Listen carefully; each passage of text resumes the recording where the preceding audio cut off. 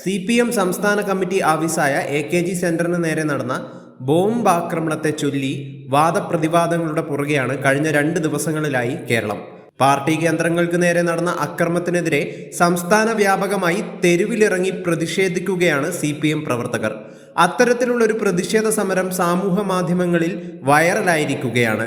ബോംബാക്രമണത്തിന് ഉത്തരവാദികൾ SFI പ്രവർത്തകരാണെന്ന് മുദ്രാവാക്യം വിളിച്ചാണ് പ്രകടനം വിവാദമായിരിക്കുന്നത്. SFIക്കെതിരെയുള്ള അസഭ്യവാക്യം ഒരാൾ വിളിച്ചു കൊടുക്കുകയും മറ്റു CPM പ്രവർത്തകർ ഏറ്റുവിളിക്കുകയുമായിരുന്നു. AKGയുടെ നാമധേയത്തിൽ തിരുവനന്തപുരത്തെ ആഫീസിൽ ബോംബെറിഞ്ഞ ചെറ്റകളെ, SFI പട്ടികളെ എന്നായിരുന്നു പ്രതിഷേധ മുദ്രാവാക്യം. വീഡിയോ സമൂഹ മാധ്യമങ്ങളിൽ വൈറലായിരിക്കുകയാണ്.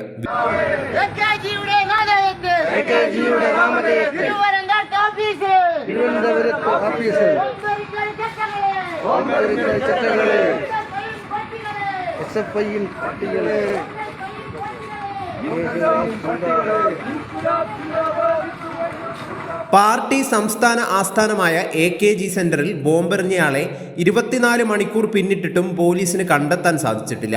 ഈ സാഹചര്യത്തിൽ കൂടിയാണ് ആഭ്യന്തര വകുപ്പിന്റെ ചുമതല കൂടിയുള്ള മുഖ്യമന്ത്രിയുടെ പ്രസ്താവന എന്നതാണ് ശ്രദ്ധേയം.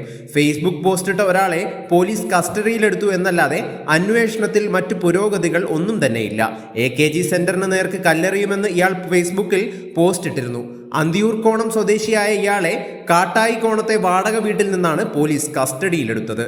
News desk, news day Malayalam.